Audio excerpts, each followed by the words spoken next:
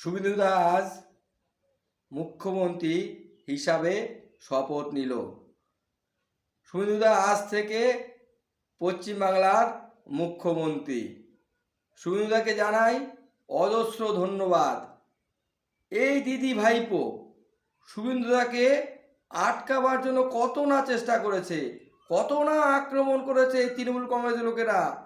উত্তরবঙ্গে সেদিনকেও শুভেন্দুকে গাড়ি ধরে গাড়ির উপরে বড় বড় শালবলি লাঠি দিয়ে আক্রমণ করেছে।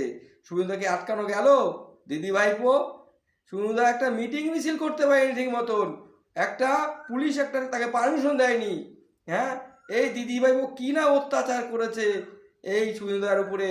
মিটিং মিছিল করার জন্য বারবার হাইকোর্টে ছুটতে হয়েছে।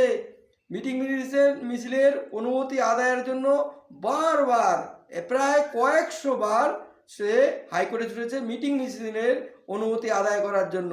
হ্যাঁ, ভাইপো আটকানো গেল, দিদি আটকানো গেল? এইভাবে আটকানো যায় না। যার অবদান আপনাদের সরকারে ছিল, যার অবদান আপনার দলে ছিল, তাকে এইভাবে আপনারা অত্যাচার করেছেন। শুধু কি আপনারা ভোগ করবেন, আপনি ভোগ করবেন, ভাইপো মুখ্যমন্ত্রী হবে, এই চিন্তা করে শুভেন্দুদের উপরে অত্যাচার চালিয়ে গেছেন। কিন্তু এভাবে আটকানো যায়নি। বাংলার মানুষ শুভেন্দুদাকে এবং বিজেপি দলকে দুহাত ভরে 26-এ নির্বাচনে আশীর্বাদ করেছে। তাই তো আজ শুভেন্দুদা আমাদের মুখ্যমন্ত্রী।